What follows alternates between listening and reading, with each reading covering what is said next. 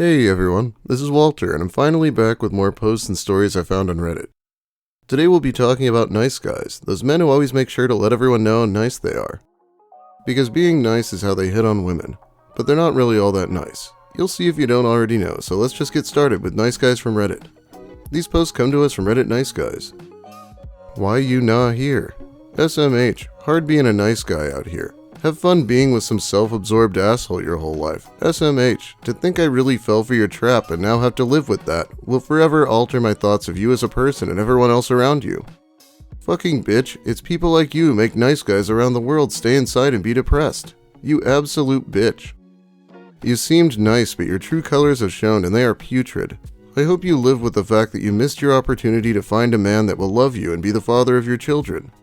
Bye, I'm blocking your number, so don't try and reach me when you realize the mistake you have made. You seemed nice, but your true colors have shown and they are putrid. It's like he's talking to himself. 1 month later. Hey, unblocked you real quick to remind you to never contact me again. Alright, talk to you in a month. I'm pretty sure this screed will be enough to convince her never to contact him again, even if she wanted to. About me. I'm Jake, a 40-year-old man who is looking for a partner to start a family with. I'm a bit nervous with girls, but I'm really nice when I'm not violent or moody. I have anxiety and go to creepy websites, but I'm working on getting better. I'm looking for a girl of breeding age who is interested in starting a white family. I'm a good provider, and I'm willing to work hard to make my family happy. I'm looking for a girl who is kind, compassionate, and intelligent. She should be someone who is willing to work hard to make a family with me. If you think you might be the girl for me, please send me a message. I would love to get to know you better. Yeah, no red flags here, no sir. Breeding age, creepy websites, white family? I like to cover a Lucas post when someone talks about breeding. Tinder profile, Lucas, 38. I just want a healthy family, so I study telomeres in the vein of the older male, younger female dynamic. For the strongest offspring and chemical bond, since quarks between virtual gluons. I'm honestly going to hit up college for this, because the older male, younger female dynamic is fascinating. It truly is the strongest heterosexual love, based on one chemical, telomerase. Older male semen is baby-making crunk. I eat a lot of sushi. I'm drug-free. I support more gun control. I cook often. I'm cool. As a rule, 38-year-olds who spend all their time hitting on women half their age aren't really cool. Not that him using the word crunk to refer to his semen is much better. Let's move on.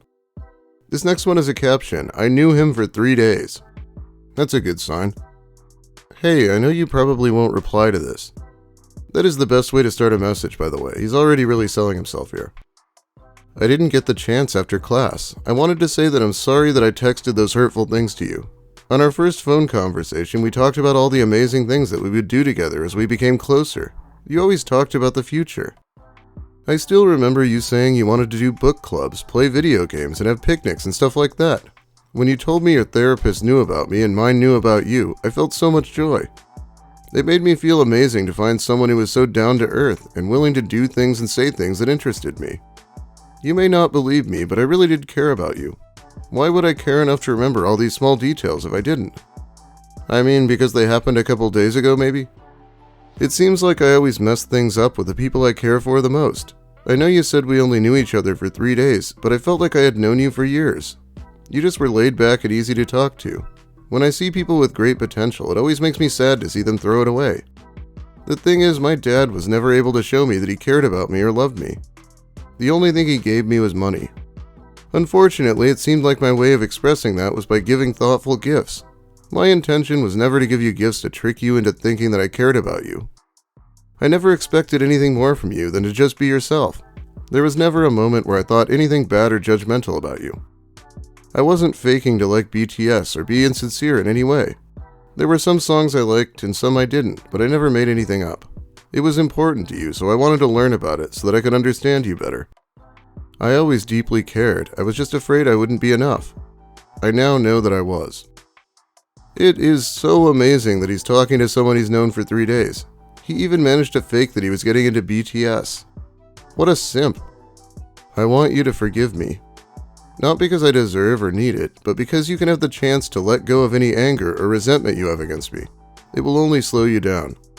Whether or not you do, just know that at one point you meant the world to me. There's not a lot of people like you. I was sad because we gave up on a friendship that could have been wonderful. I thought you had felt the same way because when we first met you shared so many personal things with me, and I did the same. We had amazing chemistry, I just didn't know where it all went. You felt like the Pam to my Jim. There's not many guys who are vulnerable as me, I guess, lol. Also, I remember you telling me your birthday was in April, so happy birthday. I don't know what day it was because you never told me. I hope this can be my gift to you. Well, this is it. I got everything off my chest. I won't ever have to say anything ever again. I can finally move on. I truly wish you the best. At one point during those 3 days, you meant the world to him. I like how he doesn't really know all that much about her because he's only known her for 3 days, so we get what he actually does know. Oh, she's into video games and picnics. I guess we're soulmates. Better tell her therapist about each other. I bet she told her therapist about this message at least. What a strange thing to do. Every girl is different, but there is one thing they all have in common. They go for guys that don't respect them. Please hear me out. I've been rejected twice during high school. My first rejection was by a female classmate during my sophomore year. She was a cute 5'1" girl, while I'm 5'5". I was nice to her all the time and respected her. One day I asked her out and she rejected me. Not long after that, she was at a party and made out with a tall guy while being drunk. I also didn't get invited to that party. She didn't want to date a nice guy who respected her, but had no problems making out with a tall fuckboy who doesn't give a shit about her. I wonder what exactly makes this other guy a fuckboy, and maybe she wanted to make out with someone who wouldn't obsess over it. My second rejection was by a sophomore girl during my senior year. This one hit me the hardest. Just like with the previous girl, I was always nice to her and treated her with respect, but when I finally asked her out, I got rejected. And yet this slut is having sex with random dudes. Yes, I have autism. Yes, I am socially awkward. Yes, I am short. But at least I treated her with respect. But she'd rather go and fuck guys that are just using her for sex. Why? Why do every girl go for these obnoxious men? Why not go for somebody who treats them with respect, such as myself? I'm losing hope in humanity. Why are girls like that? Why do they only care about tall, handsome, and obnoxious guys? Fuck, I hate this world. I hope World War III happens so that all these girls and guys suffer horrible deaths. This guy almost sounds like Elliot Rodger, but Elliot would have talked about how attractive he was too. And why is it always the man using the woman for sex? It could definitely be the other way around. Wow, a whole 2 rejections and he wants the world to burn. Some dudes need a thicker skin. I guess that is more rejections than St. Elliot actually went through. Okay, now let's read a story. It comes to us from Reddit Nice Guy Stories, a place to leave stories about encounters with these guys. I gave the blind date nice guy a chance and regretted it. Small content warning, some mentions of subpar intimacy and nipple pinching. This happened back in 2018. I, 26-year-old black woman, met this nice guy via a blind date with a mutual acquaintance. The acquaintance, I lightly called my friend at the time, sent me a message about a guy she thought was perfect for me that she met on Plenty of Fish. We'll call him Devin. She sent me a screenshot of his picture and a message about how he responded to a pic she shared of me. His response was, "Psh, wow, beautiful. I feel she might reject me." I felt a little bad for him and told her to set us up on the date. We agreed to meet at a ramen place. I sent him a message that I had arrived.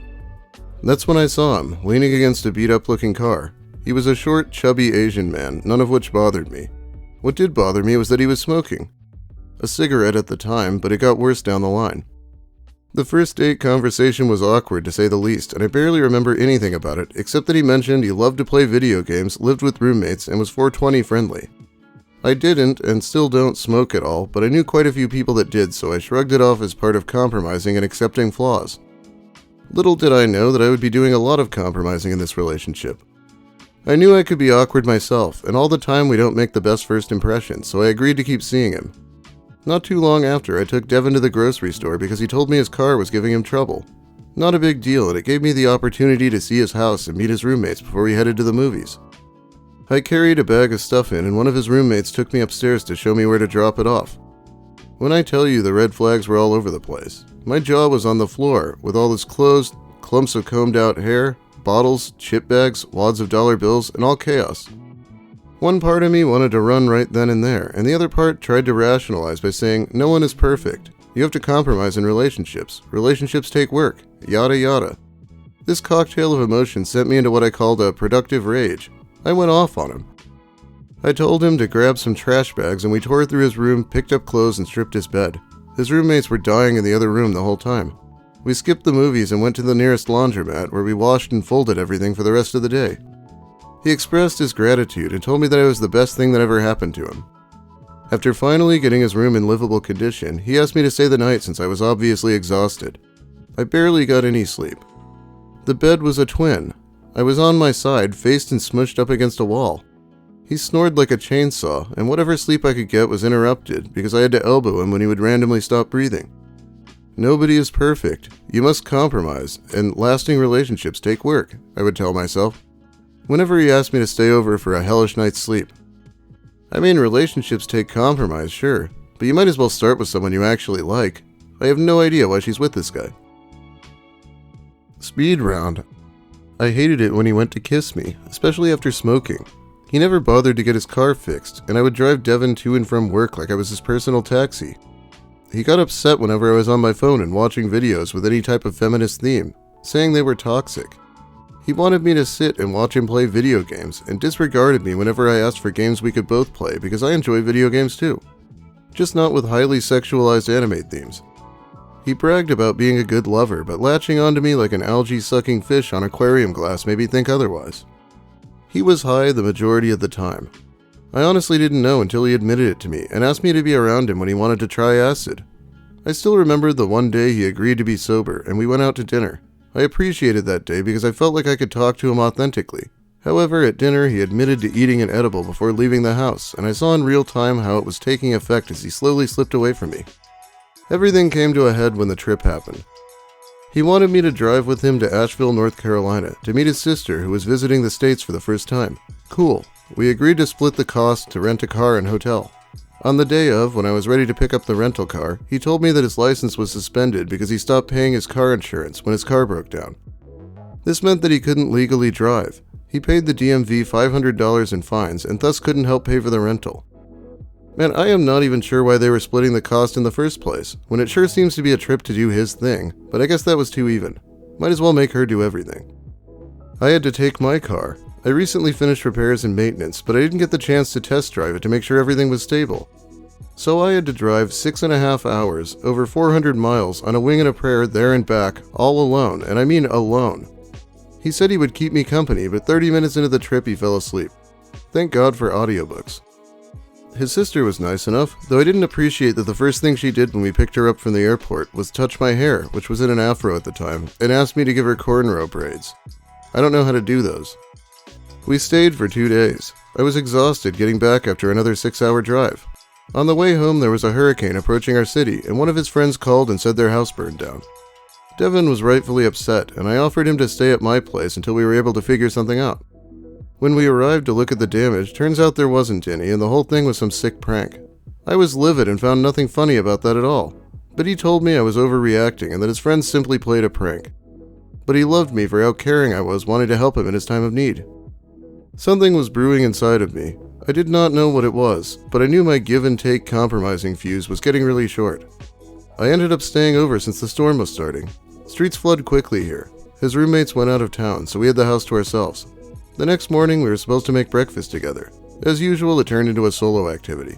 He slept in, and when he did wake up, just stood there and stared at me the whole time. Deep breaths. He decided that since I was here, today would be the day that he would try his acid strip. I mostly wanted to be left alone and watch My Little Pony, which was my comfort show at the time. He called it stupid, childish, and girly, but at that point I just didn't care. I was just waiting out the storm and needed to spend some time away from him after that. I guess the acid kicked in because he was talking about how vibrant and colorful everything was. After one episode, he wanted to get up and watch something more manly and less cringy, like a horror anime. That sounded like a bad idea. So I hugged him and tried to convince him to stay and do something I like to do for once. While I was hugging him, he pinched my nipples painfully hard. I pushed him back and was like, "What the hell?" He responded, "You shouldn't have held me like that since I'm super out of it." On this damn strip, he wanted me to witness so badly. I finally had enough. Screw compromising. Relationships take work, but clearly this one was not working. Hurricane be damned, I packed all my things and drove the fuck home. I was completely numb, the whole process. After being bombarded with half-assed apologies, the "I'll never do it again, I'll quit smoking, and I swear I'm a good guy," My only response was to send in the music video to Can't Raise a Man by K. Michelle. He responded, I don't see what this has to do with me. I blocked his number and his socials. I told my friend what happened, and she said maybe I should give him a second chance. I no longer talked to her either. I learned to trust my instincts from the get-go after that. It was hard, especially now knowing all this time I was an undiagnosed neurodivergent that had a hard time picking up social cues. Still, I learned what to look out for. Don't give them chances, ever. It was amazing how he was all, oh, she's so pretty, she'll probably reject me. And then when she doesn't, he just immediately takes it for granted and won't do anything. There's a bunch of things I didn't really mention. Oh, watch me play video games you don't care about. That's a good one, I hate that shit. Touching someone's afro. You shouldn't touch anyone's hair. The reason this is worse is because they get this reaction a lot more with an afro, so it's probably pretty annoying, even if the person asks. Anyway, good to see the author has learned to tell people to fuck off. I certainly have. But that's probably about it for today. If you liked the video, please give it a like. Let me know what you think about the post or the stories if you have something to say. It's not like I have time to say everything. If you're new here, consider subscribing for more of the same. That was a bit of a break. I had some computer problems, but I think I'm back on the grind. So now it's time to shout out my amazing patrons who actually hand me money over on Patreon every month. That's helpful, as you can imagine. Thank you so much. Jimmo, Ennui Blue, Levon, Maxo11X, MDB3000, Chris Sturman, Bumbus McDunga, Alberto2001, Big Mike Shirley, Cacti Lady Wither, Cho, Daniel Delapenna, Don Smith, Deborah Douglas, Dev Notes, Leanne Summers, Ouroboros, Sammy, Sandyman, Sazandora, V stands for Wernology, William Ash, Zephyrin, John Yorkie, Psychic Kumquat, Alex Anakin, Francois Tremblay, Knit1 Code 2, Lil Spoon, Molly Mayhem, S. Johnson, and Petulant Panda. Thanks once again. We'll be back with more Reddit content soon. No idea when we'll be talking about Greer or Lucas, though, because Kiwi Farms has been down for a while. Anyway, have a great day, everyone, and make sure you tell your therapist about me. How cool would that be?